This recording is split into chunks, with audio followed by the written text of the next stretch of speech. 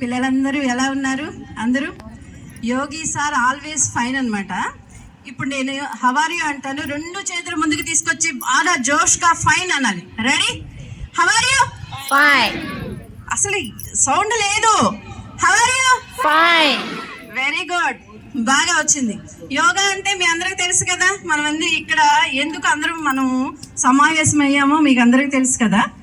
యోగా అంటే తెలుసు కదా, మీకే తెలుసు, దాని నిర్వచనం తెలుసు. యోగా అంటే ఏంటి? ఎవరైనా చెప్తారా?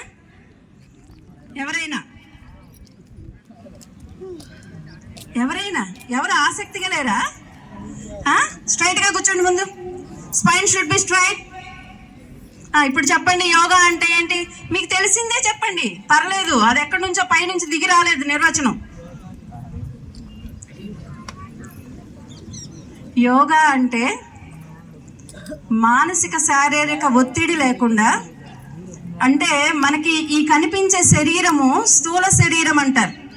దీన్ని నడిపించేది ఇంకో శరీరం ఉంటుంది లోపల, దాన్ని సూక్ష్మ శరీరం అంటారు. ఏమంటారు? సూక్ష్మ శరీరం. ఎవరి నోట్ల నుంచి పెద్దగా రావట్లేదు. ఏంటది? సూక్ష్మ శరీరం. ఈ సూక్ష్మ శరీరం చెప్పిందే మన ఈ స్థూల శరీరం వినాలి. ఇప్పుడు పాము వచ్చిందనుకోండి, అక్కడికి పరిగెత్తమంటే ఎవరు పరిగెత్తమంటున్నారు? మీ లోపల ఉన్న సూక్ష్మ శరీరం పరిగెత్తమంటుంది, మీరు పరిగెత్తాల్సిందే. ఈ స్థూల శరీరం చెప్పిన మాట వినాల్సిందే. అలా ఈ రెండు స్థూల సూక్ష్మ శరీరాలని బ్యాలెన్స్ చేసేదే యోగం. ఇది ఒక నిర్వచనం. ఇంకొక నిర్వచనం ఏంటంటే మనలోనికి మనం పయనం. మనలోనికి మనను మనం తెలుసుకుంటాం. యోగా చేసేవాళ్ళు ఎంతమంది ఉన్నారు? వీళ్ళు చేతులు ఎత్తండి. యోగా చేసేవాళ్ళు మీరేనా? పెద్దవాళ్ళు మీ అందరికి యోగా చేసే వాళ్ళందరికీ తెలుస్తుంది. ఎందుకంటే మానసిక ఒత్తిళ్ళన్నీ పక్కకి వెళ్ళిపోయి మానసిక ప్రశాంతత ఏర్పడుతుంది. ఆ ప్రశాంతత ఏర్పడినప్పుడే నీలో హర్షడ్ వర్గాలు ఎట్లా ప్రేకోపిస్తున్నాయో మీరు తెలుసుకోగలుగుతారు. మిమ్మల్ని మీరు తెలుసుకోగలుగుతారు. మీరు వాటన్నిటిని బ్యాలెన్స్ చేసుకోగలుగుతారు. అదే యోగం.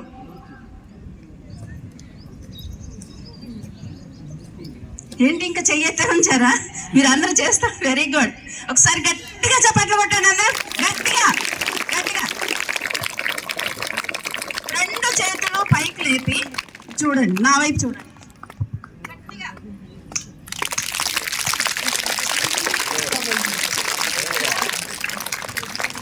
మన శరీరంలో 72,000 నాడులు ఉంటాయి. ఈ నాడుల యొక్క చివరి భాగాలు మన అరికాలలో అరచేతుల్లో ఉంటాయి. మీరు ఎంత కొడితే అంత యాక్టివేట్ అవుతుంది బాడీ. కొట్టాలి, అందరూ కొట్టాలి. అందరు చేతులు పైకెత్తండి, కొట్టండి. Very good. స్టాప్. ఇంత యాక్టివ్గా అయ్యారు చూడండి. బాడీ అంతా మీకు తెలియకుండానే యాక్టివ్గా అయింది. కాబట్టి యోగాలో ఎంత ప్రాధాన్యత, యోగాకి ఎంత ప్రాధాన్యత ఉంది అంటే, ఇప్పుడు కరోనా తర్వాత యోగా విలువ మరింత పెరిగింది.